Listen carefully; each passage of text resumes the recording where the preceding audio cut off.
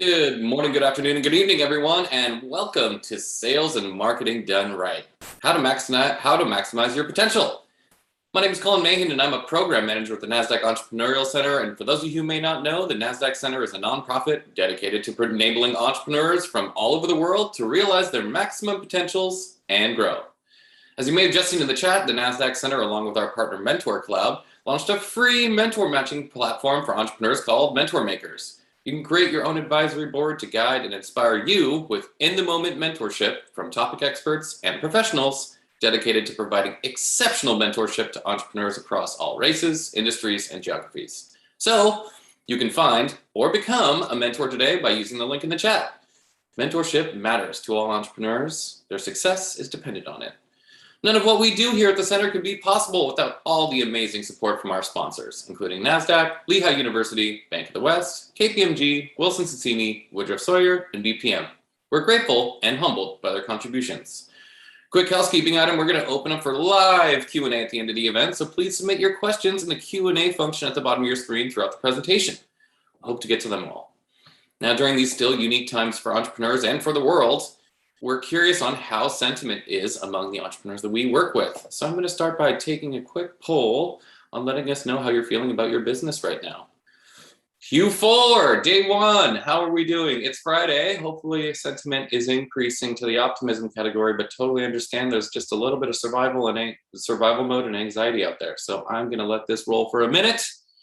Welcome everybody. Excited to have you all. All right, I'm going to end this poll. Share those results. Looks like optimism's on the rise, but totally understand that some of you are just in survival mode and a little bit of you are feeling anxiety. Hopefully our presentation today will help with some of that sentiment. So without any further delay, we are thrilled to welcome our special guest for the session. Foad Amreei is the co-founder and sales director at First Look SEO. Foad, welcome. Hello, everyone. Hello, Colin. Thank you. All right. Thank you so much, guys. Very happy to be here. Very happy to be a part of this amazing event. And thank you guys for having me. I'm very excited to be able to give a little bit of my knowledge as much as I can in the small period of time that I have today to be able to share what I have with you guys and hopefully make at least one of your lives a little bit better. So I'm going to go ahead and share my screen here with you.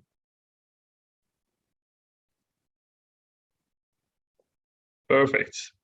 All right, so before we start, I just wanted to say that none of this would happen if I didn't have my mindset right. So before any types of sales or marketing or any of your expertise can be a factor in the game, you got to make sure that your mindset is everything. So while you are sitting down listening to this, while you're watching this, I want you to just go back into a comfortable state of being, the mindset that you have. Take a deep breath and just imagine what you want out of life. And even though it might be scary, I want you to actually look at it as if you already obtained it, so that every next step after this is only a process which will help you gain that reality, which you already have gained within. So without further ado, I want to go ahead and explain a little bit about myself. So I come from a family of 5. Everybody was a diplomat and an academic except for me. Growing up in Iran, we did travel here and escaped from what was not the best situation for us to an amazing opportunity in Canada when I was 9 years of age.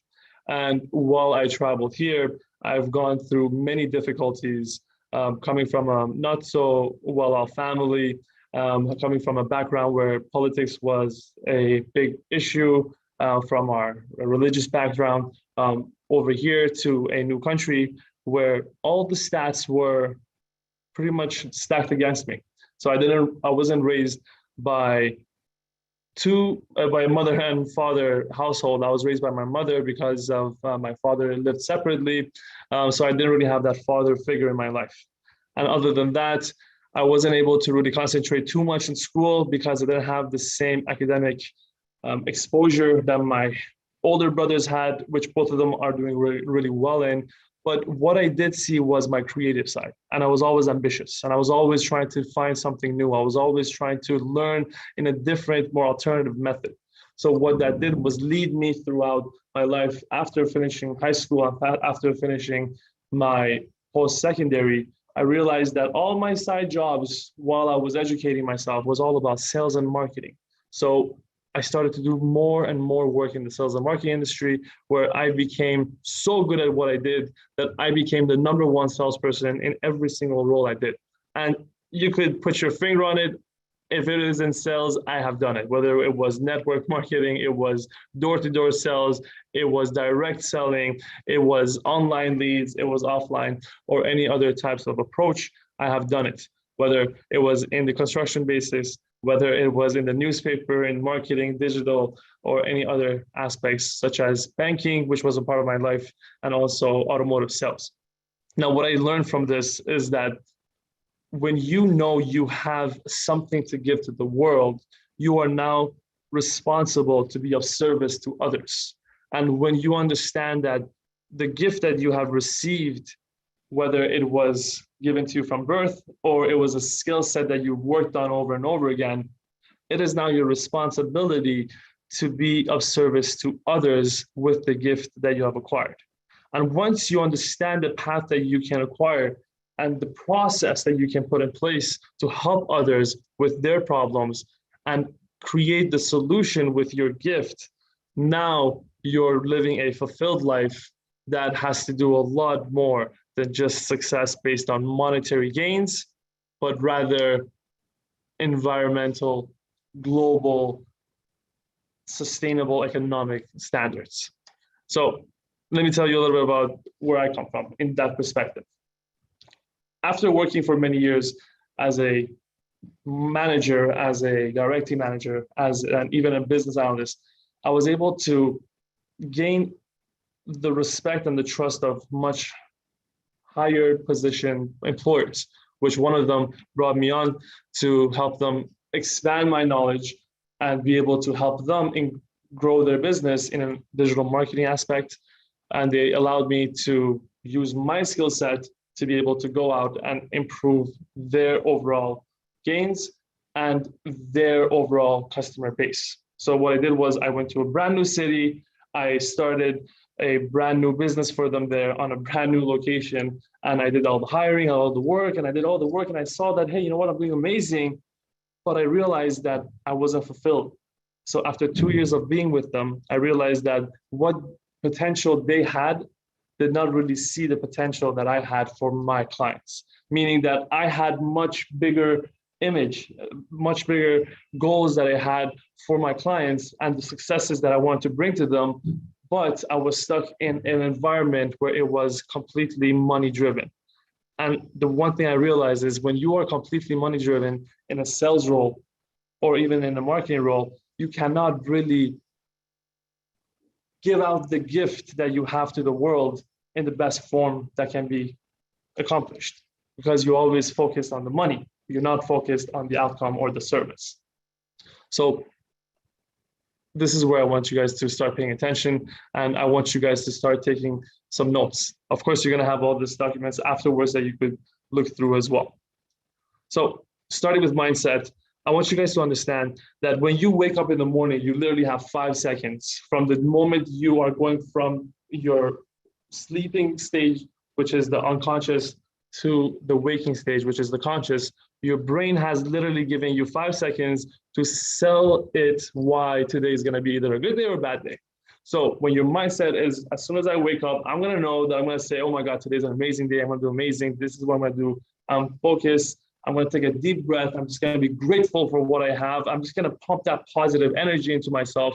You are now telling your brain, hey, this is how my day is going to be planned out. And on the opposite way, if you are going to say, oh my God, I'm so tired. Oh my God, what's going on? This and that, then you already know the path that you're creating for yourself along the way. So remember, mindset starts everything.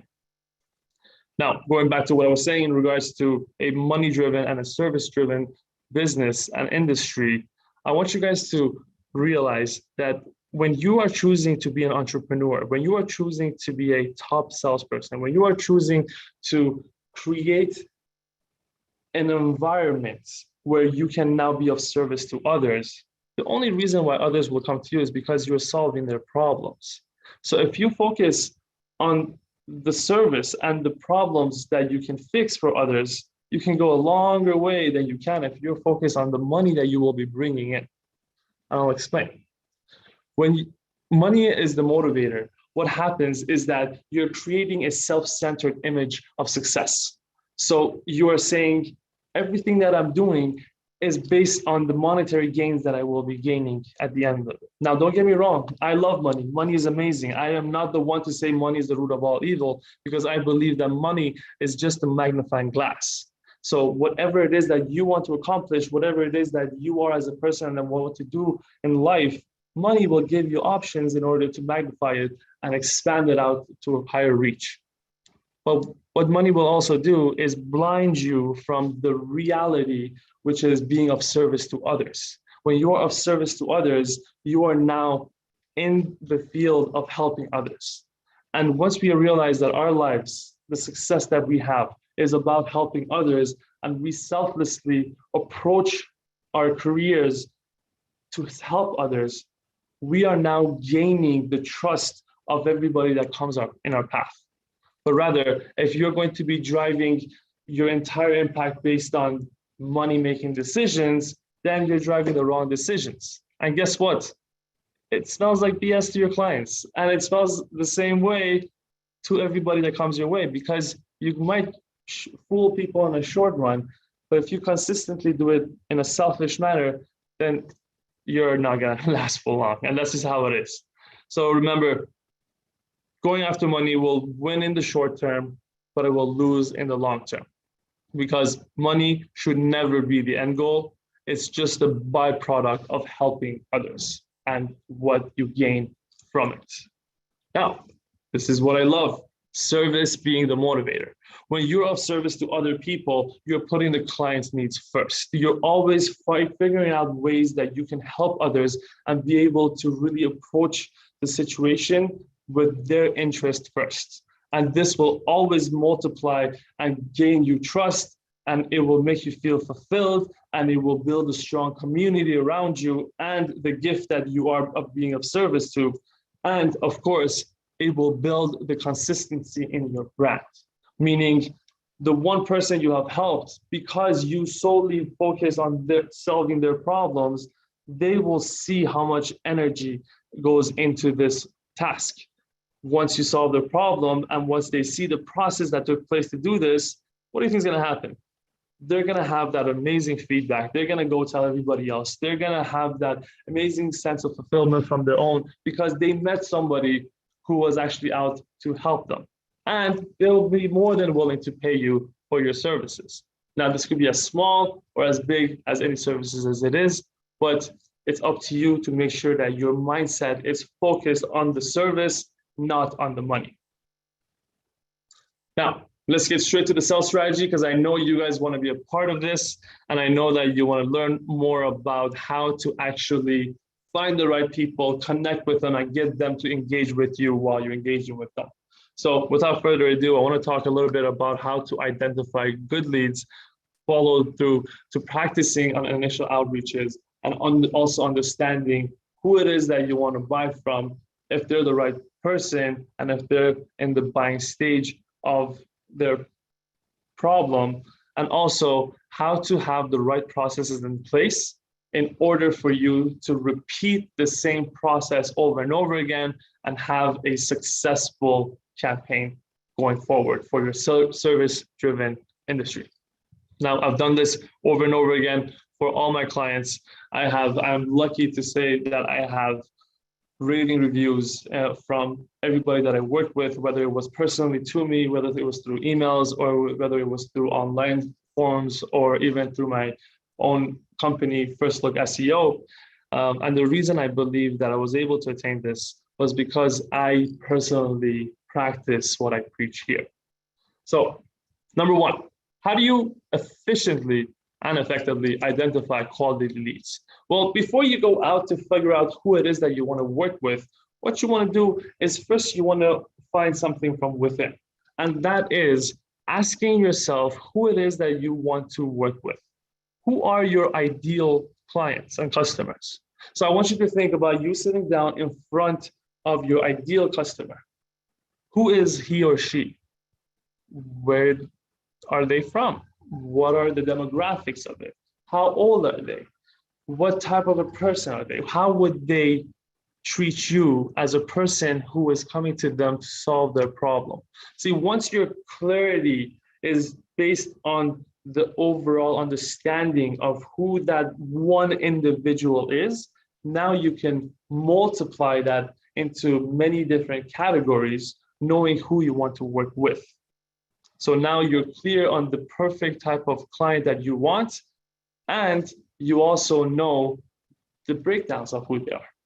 So now you don't have to go and what I call the shotgun approach, which is go after everybody, but now you have a sniper approach, which is go exactly after who you want. Now that you know who that person is, I want you to think about where do they congregate? Where are they? How can I find them? So if they're offline, are they at church? Are they at meetings? Are they in the grocery store? Are they in networking events? Are they in school? Where are they? Are they at the park taking care of their one-on-one time with their children while talking to their friends? Or are they at a picnic? So you got to think about where they are in accordance to the problem that they might have. So if they're online, where are they that way? Would they be on social media? Would they be on forums? Would you find them on different Zoom meetings? And of course, with everything changed nowadays, with the current healthcare situation, we must also look at a more COVID-friendly approach. For example, webinars, right? So now we know who they are, what type of person they are. Now we understand where they usually are and how we can find them. Now we got to figure out what is the main problem that they have that we want to solve for them. So in marketing, we call it pain points, the problem that needs to be resolved. And the more specific you are with solving this problem and the better understanding of this problem you have, the easier it is for you to identify the leads, to approach them with the same approach, the same process. So now we say, Mr. So-and-so, I'm approaching you because of this situation. I'm assuming that being the industry that you're in, this is a regular problem for you. Well, based on my expertise and based on my experience and all the trials and errors that I've gone through, I actually see that our approach might be able to be of help to you guys. And then you could further introduce the problem, and you could further introduce the solution, and you could further go into it while explaining to them the story and the background that you have and how you're able, and you're identifying the problem and how you're able to solve the solution problem for them. So now that we know the pain points, I want you guys to think about a hook. Now, a hook, just like going fishing, before you reel in the fish, you got to hook them. So I want you guys to think about it again in a service-minded perspective. How can I be of service? How can I be of value? How can I be selfless in the situation where I'm only putting their needs first? And that once I identify the problem, how can I give them a short and straightforward response to why it is they should come to me to solve this problem for them? So a hook is a value that you're going to be giving them. And if you're specific with it, then it could be just one point. For example, if I am a digital marketing consultant and I want to focus specifically on the local real estate market and the realtors, then I understand where they are. I understand that the problem that they have is finding quality leads. Well, I tell them, hey, Mr. X, my name is Foad, and I help people get valuable and real quality leads without having to pay for them up front. So that's a hook. They're like, oh, this guy actually does it and I don't have to pay for it. Wow, that's amazing. Let me know more. And then once you have that hook, you give them the story. Story is where you come from, something that you can relate with them with, something that they can listen to you and they say, hey, you know what, this guy is relatable. I could see myself. Or when you tell them about the backstory and the gains that you had, the problems that you had, and where you come from, they see you as a human being rather than a salesperson, or rather than an approach or a pitch or just another business. They actually see you for your heart and for your clarity in service. So make sure that you hook them with what they want to hear, right? Because you now know the problems first. Then you tell them the story of how what you have done in the past for others, for yourself, and in the future, what you will be doing will also be of help to them, right? So this will be the benefit that they have. Now, the next one is I efficiently identify quality leads, right? So do some research prior to contacting them. So you understand who you want to talk with, but now you want to do some research and see a little bit more about them. Once you gather some information from them, for example, you could go on Google, type in the keywords that people are looking for based on the demographics and the geographics that you're looking for and the industry that you're trying to solve the problem in. Then find out on LinkedIn, for example, where the decision maker is, who they are, and what their interests are, right? And then what you're going to do is once you find out who this decision maker is, you're going to be able to find a little bit about them. So when you contact them and when you're talking to them, you have a personable message right away to them. So you say, hey, so-and-so, I saw that you have this and this. I also like this and this. That's amazing. That's amazing. I love it. What are your thoughts on this, for example? And then you could transfer that over to, I also took a look at your business and I did some research on you. And I hope you don't mind, but I did have some information that I wanted to give you. So what would be a good time to talk further about it? See, I'm giving them something. I'm giving them something before I receive anything in return. So once I got their interest, now I can ask them if they're the decision maker. I could see how much of a budget they have to allocate to this problem, right? And how fast they want it to be resolved. So then you will see in what type of a problem-solving method you can use, right? So then you can see, hey, this person is the decision maker, or if it's not, then hey, perfect, let me contact that person too. I will CC you as well. So you can contact directly to the person. You don't want to waste time. Other than that, you also want to see how much budget is allocated. That means if they already have a thought in mind of, you know what, I have this problem and my budget is only this much, I can't deal with anything more. Or they haven't even thought about a budget, then you have to take a different approach. And then afterwards, you want to make it an urgent matter by understanding how fast they want this problem solved. And once you understand that lead to close time, then you could shift your approach to customize to what they need most.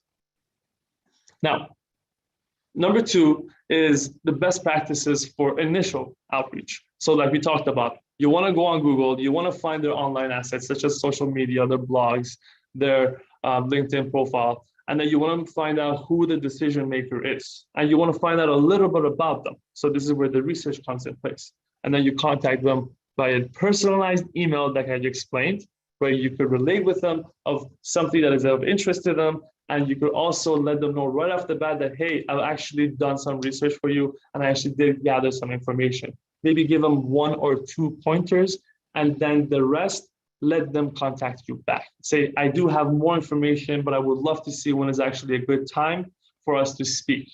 And then you give them an actual time. Say, does this work for you? Instead of saying, hey, can you let me know when it works for you? You are controlling the conversation this way, right? And again, pro tip, make your emails personalized. Do not copy paste everything. They know, like no one likes to hear that. I get copy pasted emails all the time on my LinkedIn, they DM me on my social media or email on my email, and it's just not personalized. I don't like it. And to be honest, the first sentence, if it doesn't really intrigue you in the first sentence, you're not gonna read the rest. And that's just how it's gonna be. So again, don't give them a copy pasted email and don't sell to anybody, help them buy. You don't want to have a pushy approach. You want them to be intrigued to come to you. Now, this is one of my favorites, right? Dr. Rabin's 7, 38, 55 rule, right? What is that? That means when you are speaking with somebody, I understand a lot of times it could be over email, but we're mostly talking about phone calls or face-to-face. Your sales language as an overall is extremely important. So you might think the words that I'm going to say to this person, it has to be perfect. But really, research shows that it's only 7% effective. So 7% of your of your entire overall approach, only 7% is important based on your spoken words. 38% of this importance is based on tonality and your voice. So if I was giving you the best approach and talking like this, but I'm still giving you amazing content, you would not be able to stand on this call for much long. You would get bored.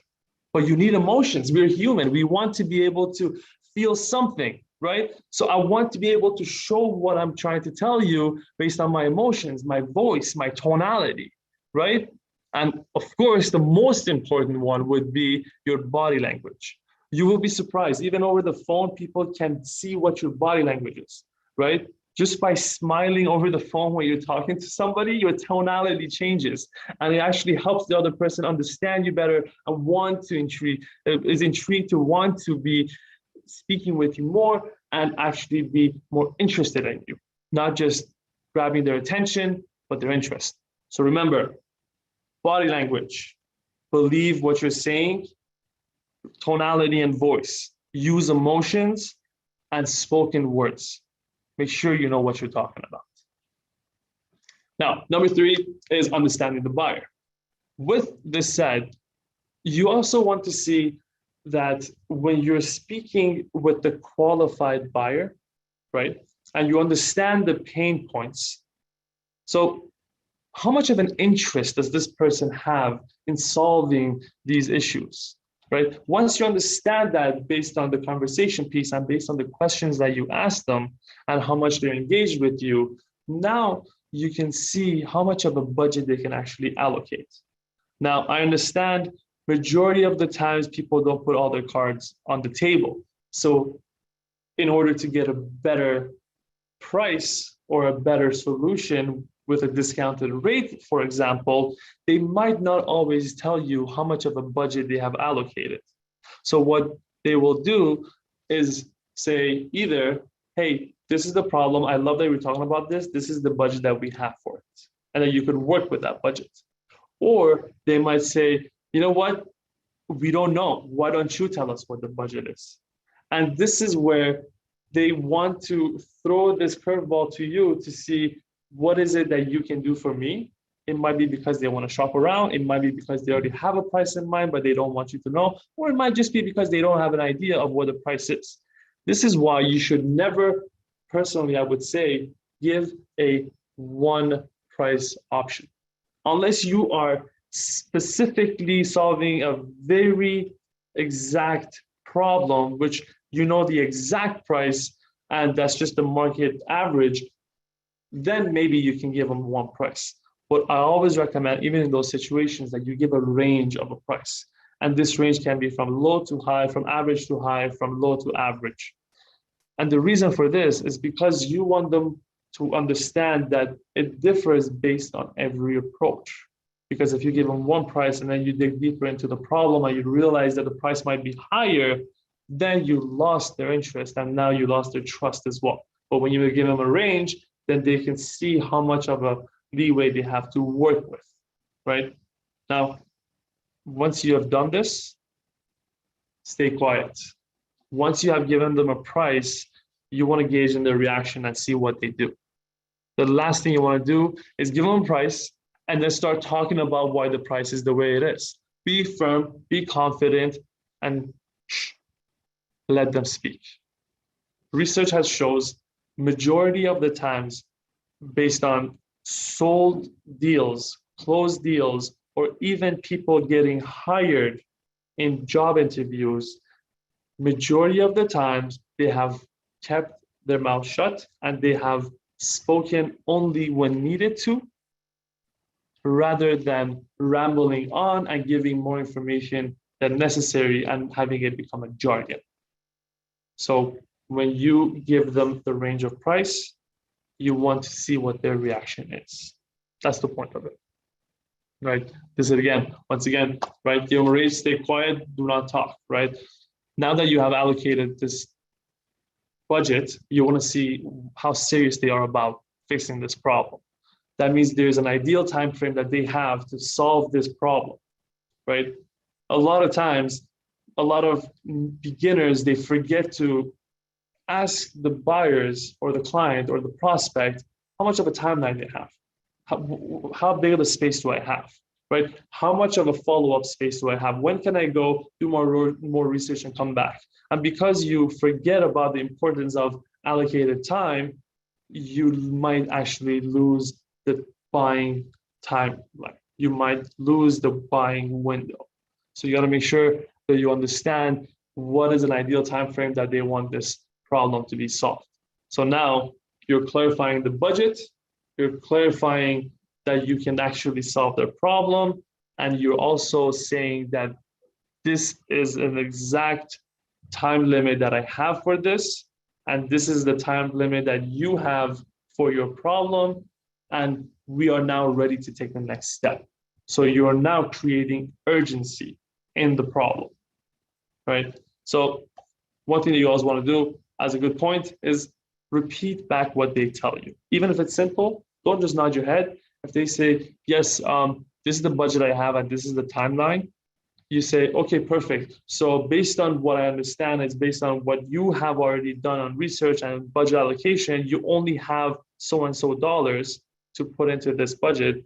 And is this time to this time period the only timeline that we have? Or would you say that we have other timelines as well? Or is there any other aspects that comes into this? And any other components that comes into this? See, now I repeated what he or she told me, and I also asked them more questions to understand them more and more. And this is very important in making sure that the buyer knows that you understand them.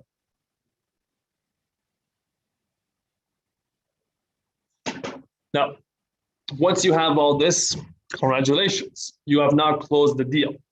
And what you want to do now is be able to create every single step here onwards so you never lose control, right? So one thing that was told to me was, as long as you are of service to others, as long as you are truly giving something of value and you're selflessly helping others, whatever it is that you tell your clients, they will believe. So which means if I don't tell them nothing, if I just close the deal and I say, okay, great, I will get back to you, now their belief process is voided and it's based on whatever they want to think about. So you never give them a next step. You never give them a 1, 2, 3 process, which will tell them, okay, great, now that this is done, I know that I can expect them to finish 1, 2, and 3, whether it would be the next phone call, questionnaires, it would be an onboarding process, or whatever it may be. At least you're telling them, hey, this is the next step, this is what we're going to do, so you hold on to that control. So this is what I always recommend. In order to control and to ease your clients with options that would suit them best, I would say create a PDF or a Word document of any type with an onboarding of templates with credentials and questions for them. So you could either go through this with them, or if you feel that they might like it better if they do it themselves, tell them, hey, within this time frame, I'm going to need these questions answered so I could help you better. And these are the onboarding, these are the information that you need. What I personally do is I always try to do it with them because they trust me by that point and they want me to walk them through the process. So if they have any questions, if they are kind of off-put by anything, I could always bring back the control and explain to them why the process is there and what's the necessary steps behind it, right? So once you have that, you have the immediate action. So you are now taking step-by-step approach for action. You're not leaving any room for hope or questions. And then you have illustrated the process that you, alongside with all of your team members, go along with. And the buyer now understands that this is the secure process that has been working for everybody else. So I must follow it as well. And that's how you keep the control, and that's how you keep the positive reinforcement trust that you have built in your service. And of course, keeps you accountable, right? Keeps everybody accountable. It holds you accountable to them, and it holds them accountable to the onboarding, right? So now that we have done all this, how do we make this process repeatable, right? So you're now an expert at handling objections.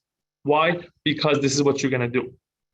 Throughout this entire process, from the beginning to the end, what you did was you had these conversations, whether it was through email, through social media, whether it was through phone calls, whether it was through face-to-face, you had these conversations with many, many, many prospects. Many of them might say no to you or reject you or have objections. You're going to love those. The reason for that is because you want to become an expert. And in order for you to become expert at handling these objections, you must look forward to these objections, because not all objections are always no's. They're just a problem that needs to be solved before you can actually move forward. And once you understand what those problems are, what those objections are, then you can practice on creating the right questions to dig deeper into the reason behind this objection. Because a lot of times people not always give you the right objection and the right reason why they don't want to work with you. You might have them at a bad time. It might be a bad situation. They might like you, but based on previous experiences, they might not have a good taste in their mouth for what you do, or it could be many, many different reasons. That's why instead of just trying to say more about the benefits and the features of what you do, you want to ask them, perfect, I love that you gave me this feedback. Let me dig a little bit deeper if it's respectfully so. I want to learn more about you. And if it's true that I actually can't help you at all, then at least I know for a fact. And you, Mr. Client or Mr. Customer, Mr. Prospect or Mrs. Prospect, you are also helping me better my approach for the next person. Again, I'm doing this because I am of service to you. I'm not doing this because I care about the money that I'm going to gain from you. It's because every step that I take is to go back to the mindset of, hey, I want to help others, right? So here's the thing. Make notes of the common questions and the objections that you get, right? And pretty much these are the pain points that people have. Understand what it is. Dig deeper into understanding why those objections are there, why that person has these. And of course, you can always ask 5 whys, meaning you could go deeper and deeper into why that objection exists and why they have that barrier up. Now, of course, you want to read the client. You don't want to just say, hey, why, Mr. Wilson? Why, Mr. Why, Mrs. Why? You don't want to do that. You want to make sure that you're reading the room. You read the energy. You want to be synchronized with them eye to eye level. All you want to make them understand is that the reason I'm digging further into this is because I want to see if I should go back and do some more research and help you in any other way, or if this is actually where we stop. Because the last thing I want to do is be actually able to help you solve this problem, but because of my lack of due diligence, I was not able to understand your problem properly. See, again, going back to the being of service to others. Now that you understand the root of your objections, you create the solution. Once you create the solution, you work on it, you practice it. You practice objection handling with others in front of the mirror, with other customers, and see how it goes. And one cool thing that I heard before was you don't practice objection handling until you get it right. You practice objection handling until you cannot get it wrong no more. And that's when you know you're an expert at handling objections. Now, every time somebody says no to you or gives you a reason why they're saying no, you are in love with it. You're like, oh my God, I'm so ready. I love to know more about this. I want to tell you why I can actually help you through this. If this is the only problem that you have, then I can actually help you with this. If that's the other problem you have, then I have different solutions for you. And you also know when to qualify the person as a no, meaning I should no longer approach this. This is clearly not going anywhere because you've done so much of this research and objection handling and practice and creating different solutions. Now, you've done this, repeat the process.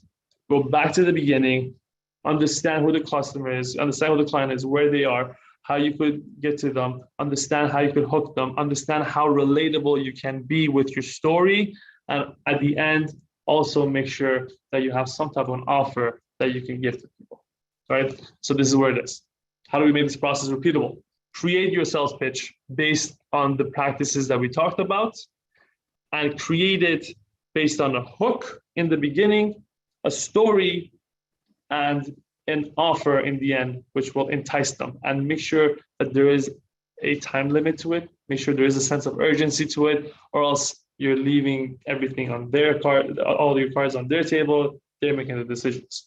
Now, you also want to make sure you understand how many points of contacts you must make before you close a deal.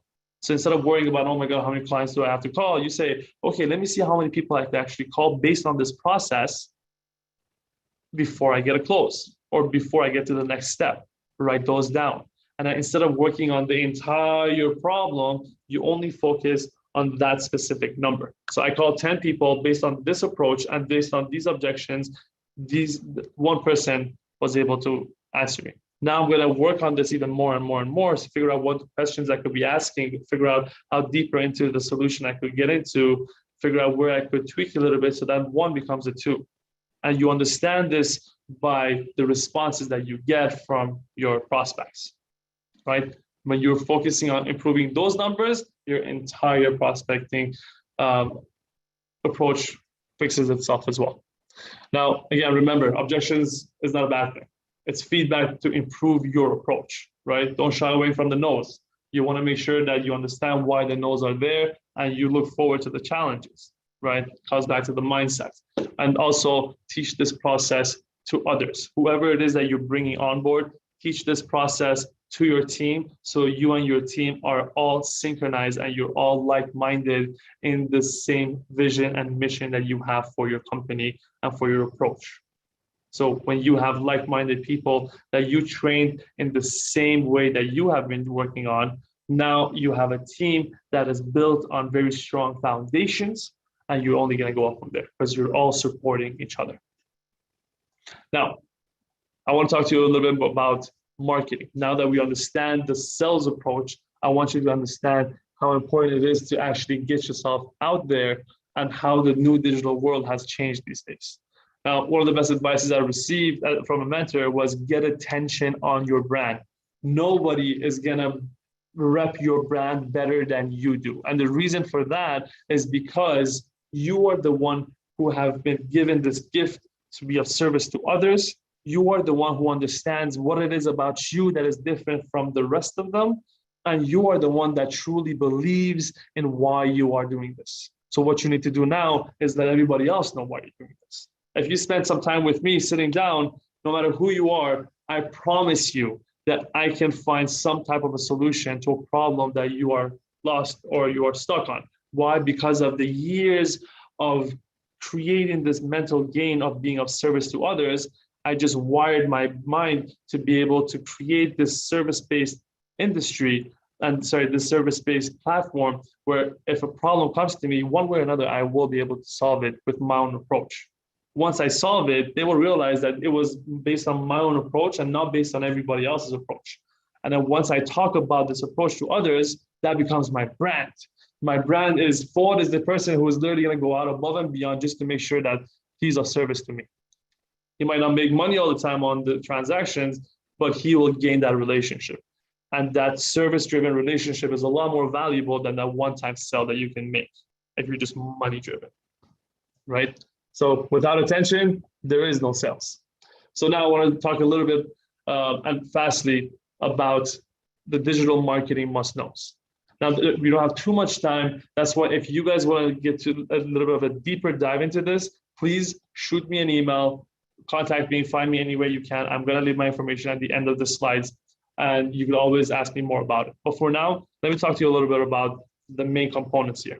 Digital brand. Your digital brand is who you are online and how consistent you are in your image, right? You got to understand who it is that you're identifying, right, as a client.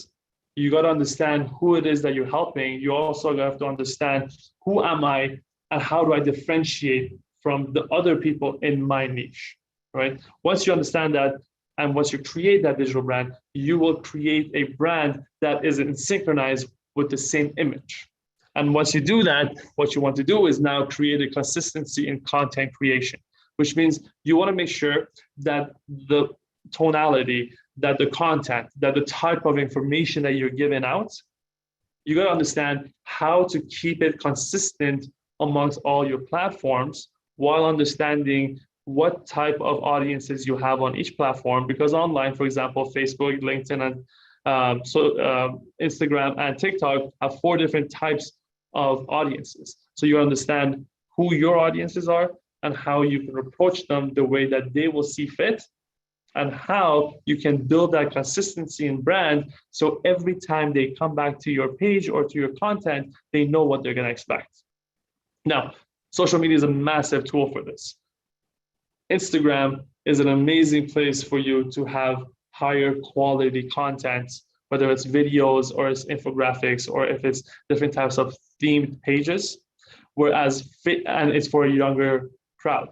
Whereas Facebook is for an older crowd, and it's more on video sets. That's more on content that is longer and durations. So longer videos, longer information, or something that will be more heartfelt for a older generation.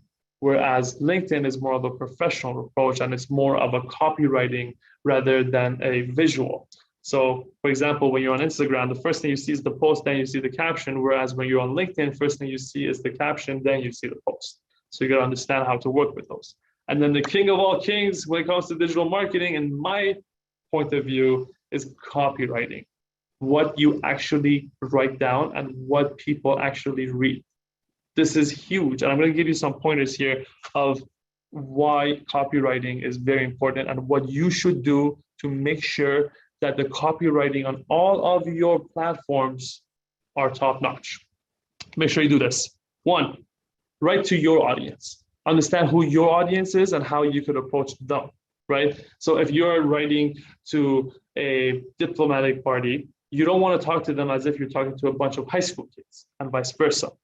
2, make sure that your title is catchy. So if you're creating a post on social media, whatever title it is, it has to be catchy and achieve what you want to do is achieve their attention and their interest at the same time. Your title will do that.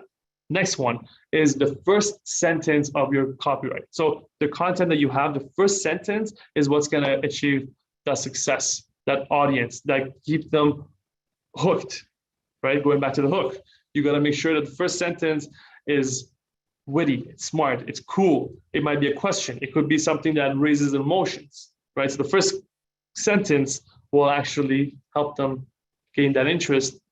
You will help the audience understand what it is that they're reading, grabbing their attention and gaining their interest to want to read more. Next thing is you want to tell a story, right? So you want to tell a story and you want to do it in a way that it will increase, decrease, bring value, take away value, and put them on an emotional roller coaster. And sometimes this might be a little bit different from what we're used to on a regular conversation piece. But when it comes to copywriting and grabbing people's attention on a business perspective, it's good.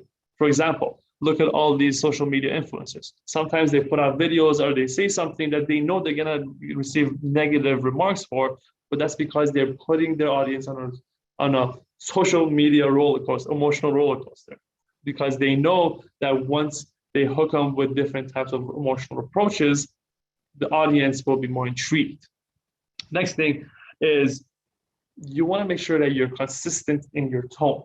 Your consistency in your tone means if you have let's say it's an educational post, that your tonality is all about educating people. So don't switch it into a funny post unless you are strategically putting some points in there. Don't completely change your tone to something else, because now it just throws everybody off. If you're putting on an emotional roller coaster, don't blend it out afterwards. So make sure that your tone and your copywriting is very effective. And then bonus is always have a call to action in the end of it. Now, depending on the post and depending on the content that you're writing, whether it's a blog, whether it's a post on social media, whether it's an email or whatever it may be, or email marketing, you want to make sure that you apply the right call to actions. So it doesn't always have to be sales. It could either be telling them what to do next, or go subscribe at other platforms, or it could be, hey, download my free PDF or my audiobook or whatever it may be. But you want to tell them what to do next. What is the next approach? What is the next move for them? What is the next step? And then for paid advertisement, so that would be the copywriting approach and how important it is. Of course, I have so much more information about it. Again, I don't have too much time, so I just want to make sure that you guys know the basics of it. And going next to the paid advertisement, I just want you guys to know this. A lot of people might have negative feedback on paying for advertisements, or even going on Google and the first ads that come up, or what they see on the sponsored ads on social media. But what they don't understand, or what they don't realize at that moment, is that there are people out there who are looking for your service, for your product right now. And you can't always approach them in an organic way and get them to buy right away. So that's where advertisement comes in. That's where you need to understand, for people who are literally searching for emergency plumbing services, you want to make sure that your ad is on Google, because that's where they're searching. Or if you have a really cool new idea for a educational children's entertainment center, then what you want to do is you can actually find exactly the type of people on social media based on Facebook's algorithm, where you can find exactly who they are, what their interests are, where they are geographically, what their demographics are, and what they have searched prior in the past, and how you could approach them. So imagine, instead of you having to go organically find all these people out there and try to bring all the specific niche customers, the ones that you want, imagine going straight to them, right to their social media. And that's the importance of paid advertisements. And I gotta say, paid advertisements for our industry, and specifically for my company, has been the biggest bread and butter winner, not just for us, but for our clients. Our clients have received many multiplications of results, rather than going through our original organic approach. And then email marketing, in the end, is one of the most inexpensive methods of paid advertisements, because it's not just about sales. You can nurture and your clients and see where they are on the buying scale, and you could always keep your brand relevant by sending your prospects emails of different types. It doesn't have to be always about sales. Sometimes it could be just about new industry norms. It could be about an update on you guys. It could also be about an update on the industry. It could even be a season's greetings. It could be, hey, happy holidays. Like all it could be. Now, my bonus that I want to share with you guys is TikTok. I don't want to get too much into it, but I got to tell you guys one thing about TikTok. TikTok, with the algorithm that it has, if you are on it, you have the ability to be in front of hundreds of thousands of viewers within a year. And there's algorithms that does this. Now, for every type of different types of content, is a little bit different on how you can approach it. So I strongly advise you guys to send me an email if you want more attention, and I will tell you how you can get on TikTok for free and be able to gain hundreds of thousands of views within less than a year. And I promise you this. And that is it for today, guys. I appreciate you all. Thank you guys so much for giving me the opportunity to speak with you. And again, if you want to contact me, my email is foad.amreei@firstlook.seo.ca. You can always Google me as well, and I will be more than happy to help you guys out. Without further ado, I'm going to pass it back now to Colin with Q&As. Awesome. Thank you so much, Foad, and great presentation. Hopefully that was helpful to everybody. We have 4 minutes for Q&A, so we're going to be real efficient with our time here. Right before I jump into it, Foad, I'll give you the first question as I do this. We're going to launch a poll on letting us know what you want us to serve in the future, so just let us know. Foad, first question. Let's see. So due to the pandemic, it seems that everyone's dressing down these days. How important is dressing in the world of sales? Well, that's a great question.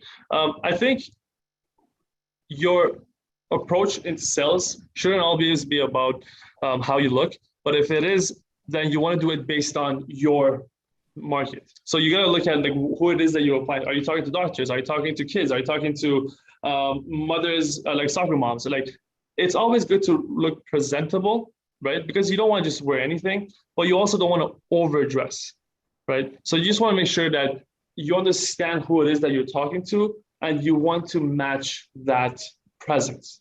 So with me, I always say, hey, you could never go wrong with a button-down shirt. But sometimes you don't want to always be dressed up with a tie, because then people take you too seriously. They don't actually take what you're saying seriously, right? Sometimes I say, don't take yourself too seriously, but take your work seriously. Mm-hmm. We have an attendee who isn't taking new customers right now, but wants to keep them warm. So any advice there? Yes, I would say email marketing is one of the best approaches for that, right? You always want to remind them, hey, we're still around, right? And you always want to make sure that you're giving them some type of value. So you want to have outreaches. You want to make sure that with the use of email marketing, you can always keep yourself relevant. And if you already have so much knowledge, if you have so much to give that you don't want to receive any more clients because you cannot anymore, get on social media. Give that gift to others by being of service to them, right? Get on videos, give them emails, give them information, and then always reach out to your current clients, right? See where they are on the buying scale and see how you can help them, how you can improve with them, because they're the ones that are keeping you successful. I love that. Question on how to keep current to the new generation of, so I think they're asking about how to keep up to speed on the TikTok voice of the younger generations that they're trying to sell to them. TikTok. Get on TikTok. Go on YouTube, right? Here's what you should do. If there's two things I could teach my kids is this. One, understand how to do research, right? Understand which keywords to use on Google, on Bing, on Yahoo, on YouTube, on anywhere else to understand what people are putting out there. And two, figure out what it is that people are putting out there through social media. That's why I say TikTok is very important, because the algorithms are very key centric, and it's also based on the information that they give. So when you want to see more about what people are doing, ask these questions on TikTok and see what other people are posting about it. Take that information, ask the same questions that comes up again on TikTok and see what it says. I'll tell you, it's not just a dancing platform. It's literally one of the best research platforms that you could use. But again, don't use information from TikTok as the overall information. Use it as something to start, and then go to actual real valid sources. I love that. Well, I'm sure we could spend much more time with you, but we are at the top of the hour. So Foad, really appreciate you spending the time to share your wisdom and insights with our community. For those of you still on, really appreciate you all jumping on. Hopefully this was helpful. We got some great webinars coming up, so sign up for them online, and we look forward to seeing you all online soon.